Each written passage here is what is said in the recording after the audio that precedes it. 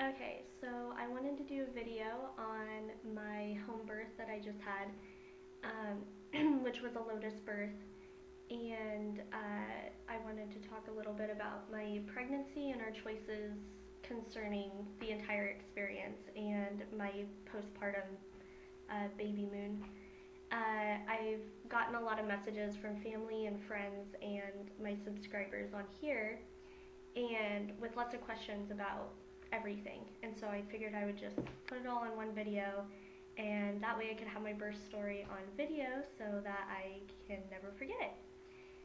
So, um, my first son was supposed to be a home birth, and I ended up with placenta previa and almost lost him.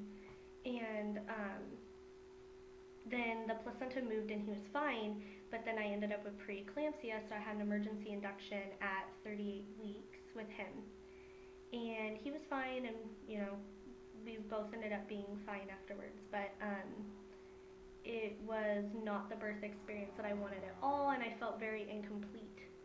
And so when we started trying to get pregnant again, we discussed our options, and we met with two different midwives, and they both said that the preeclampsia was not an issue, that we would keep an eye on it, but that it's more common in first pregnancies, and I didn't have any of the other risk factors, so they were pretty confident that I had chances were on my side that I wouldn't get it again. So we would just play it by ear and see how it went.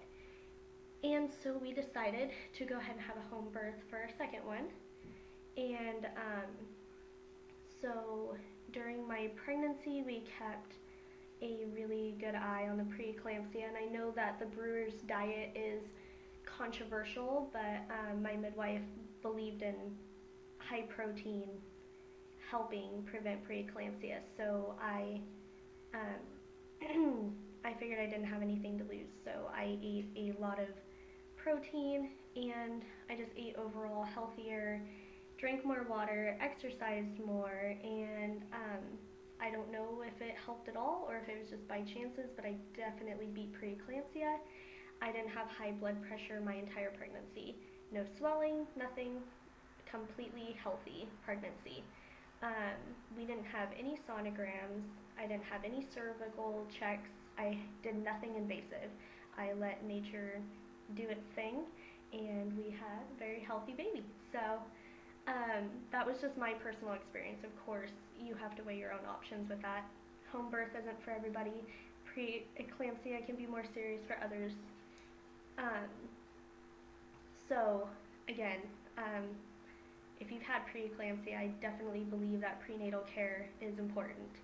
I am all for unassisted childbirth and unassisted pregnancies, but if you've had preeclampsia, it's worth every penny to have prenatal care. So that's how I feel about it. We hired a doula in our pregnancy, and she helped with nutrition and, um, you know, emotional support, everything under the sun. And I'll get to more of that later. Um, we decided to have a Lotus birth, and a Lotus birth is when you leave the placenta completely attached. You don't cut the cord and you let it fall off on its own. And if you just Google Lotus birth, you're going to get a lot of controversial, harsh, negative feedback on it. People saying it's disgusting, whatever else. We did research. Actually, I did research. My husband's just supportive and went along with my crazy ideas. And the thing that drew me to it the most was, of course, delaying the cord clamping allows for the baby to get all of the blood and nutrients from the placenta, and there's endless benefits to that, and I definitely recommend researching that at least. Leaving the cord attached beyond that doesn't necessarily have any health benefits physically, but I believe personally that it had a lot of spiritual, emotional, and mental benefits for the baby. The placenta is all that the baby knows. It's the one thing that attaches itself to you, and it kind of becomes its little friend inside the womb. Like if you see sonogram photos, you see the baby using it as a pillow, and um, it's all that it knows. And so when the baby comes earthside, um, I just believe that it was an easier transition to have that familiar thing. And, you know, does cutting the cord traumatize them? I don't really know. But did it bring more comfort to him having it attached? I believe so. I just do. There's also the idea that the fourth trimester, the time of when baby and mom are bonding and healing, um, they I just believe that the placenta still plays a part. That I don't believe that it's meant to be just thrown away. That it's there for a reason. And I felt like the baby should choose um, when to cut the cord, when to say that okay, I'm okay with being out here and not inside anymore. So leaving that up to him and his body and just letting nature do its thing, I thought was really beautiful. So I decided, to research it and see. Also, the benefit of the cord falling off sooner. Average is 3 to 5 days for a Lotus birth, and I believe that if you cut it at birth, the stump, it takes a lot longer. I've heard up to 3 weeks, and nobody likes to deal with that. So that kind of drew me to it as well. Um, so my Lotus birth ended up being a lot more to me than I thought it would. I thought I was doing it for the baby, but I definitely found myself attached to the placenta too. Um, I became emotionally bonded with it. Cutting the cord at birth is really symbolic. You're saying, okay, the baby is no longer needing you and now it's here on earth, and the dad is supposed to cut the cord and it's supposed to be that emotional thing. But usually right after birth, you're so out of it, you don't even really get to experience that. Like usually, like with my son, I don't even know if my husband cut the cord. I think they cut it and let him trim it or something weird. I don't remember that at all. And so you miss out on that symbolism. And having the placenta next to you for a few days, you get to kind of dwell on that. And it's that last piece of your baby, being attached to you. I mean, other than breastfeeding. And it just kind of like, I definitely got emotional over it. I did cry when it detached, and I didn't think that was gonna happen. So the entire experience was really beautiful, and I would definitely have a Lotus birth again. Yeah, so that was my experience with that, and we did actually on day 3 technically, the morning of day 3, my doula came and she actually cut half of the placenta off while it was still attached to him, and she encapsulated it for us. We got 136 pills out of it, which is great. I had a very big, healthy placenta. We also did placenta art. We got some great prints, and I still have the cord. It's like this long, and it twirled, and it's really cool, and it's really skinny. It's really interesting. So yeah, overall, I would definitely do that again, and I highly recommend it for anyone who has the patience. It really wasn't as gross or inconvenient as it sounds. Even my husband, who was really like not that into it at first, definitely came around to it, and he even painted on the placenta, and yeah, so kind of became part. It was a family experience, and I really loved it. My birth story. So I started going into false labor at 34 weeks. The weekend my husband was out of town, of course, and my midwife ended up putting me on, I can't remember what it's called. It's a natural vitamin though that's supposed to help stop labor, and it really didn't do too much, but I didn't have a baby, so that was good. And she kept me on that and I had to take the pill every hour. It was crazy for quite a few days, and I took that until 36 weeks. And she said if I went into labor on my own, she would be comfortable having a home birth at that point. Um, and so from 36 weeks on, I was totally ready to have this baby. I thought it was coming. I was having a lot of false labor. I would have contractions for hours and hours and hours, and then it would stop. And then I would just have Braxton Hicks all day, all day, all day. I, at 39 weeks or so, started getting really intense. I was calling my husband a lot at work, like, oh, it might be today. It's getting pretty intense. And I still did not have him until 40 weeks, 3 days. It was crazy. So he was born on March 6th, and my real labor started March 5th. And I had been having contractions for a while, not feeling right, and finally I just like got that vibe. And I called my doula and I said, I think I'm in real labor. So she came over, and it was kind of later at night, and she rubbed oils on me, and we got my contractions going. She timed my contractions for 5 hours.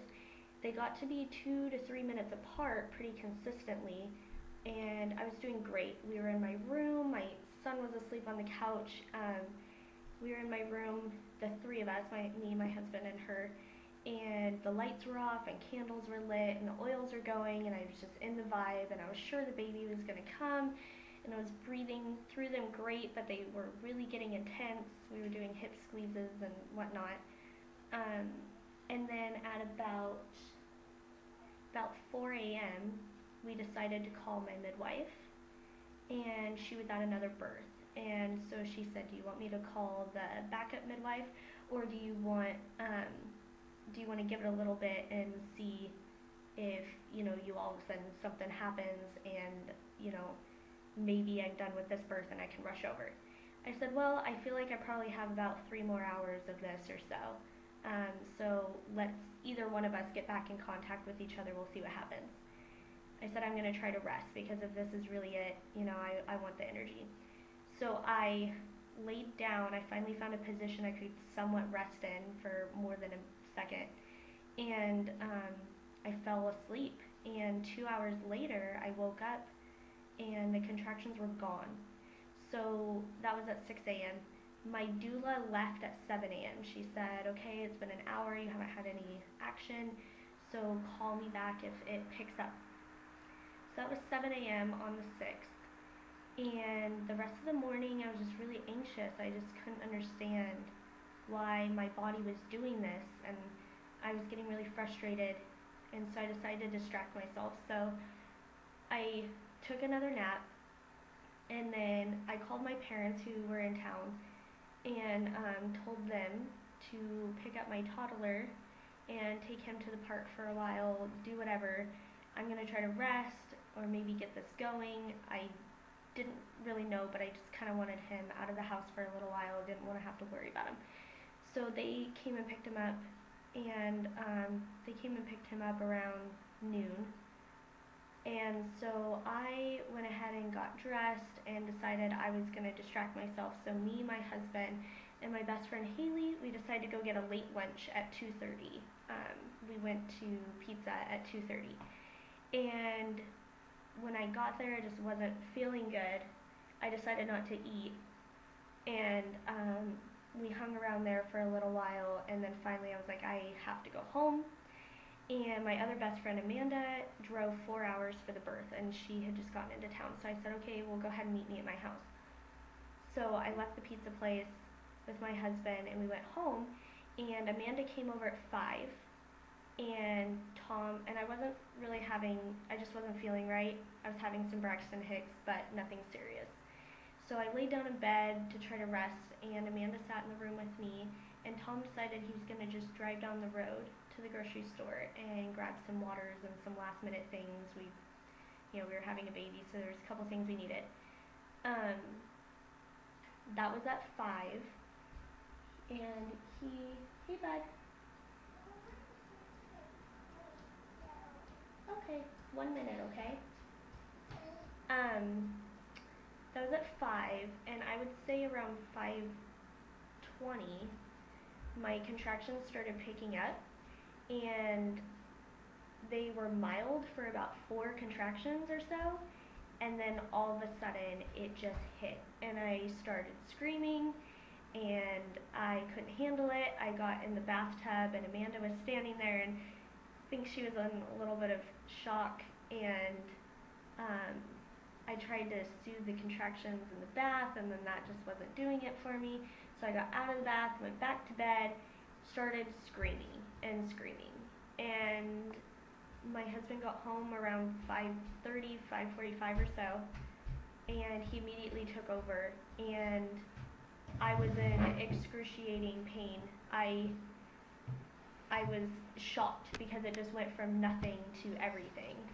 And I told him, you need to call, or I called my doula at 5, a little after 5, and I told her that I was in pain and I needed her to come over, and she said, okay, I've got a couple things to do and I'll be over. I don't think either of us thought it was going to be it yet because I'd had so much false labor. And I told Tom, I said, okay, go ahead and call her again, see where she's at, call my mom, tell her to get over here. Do you want a cookie? Oh, you're breaking them? Here, let me fix it. Do you want? Which one? Here. Sorry. Let me move this. So, yeah, I told him, I said, you need to call my mom, she needs to get over here, call my doula, call the midwife, call everyone that needs to be here, and call Haley, because Haley was taking the photos, and I wanted her to be here. And so he started calling everyone, and by the time that my mom got there, I was in, Tucker, they're gonna fall apart because they're old. Here, 1 second. Let me get you.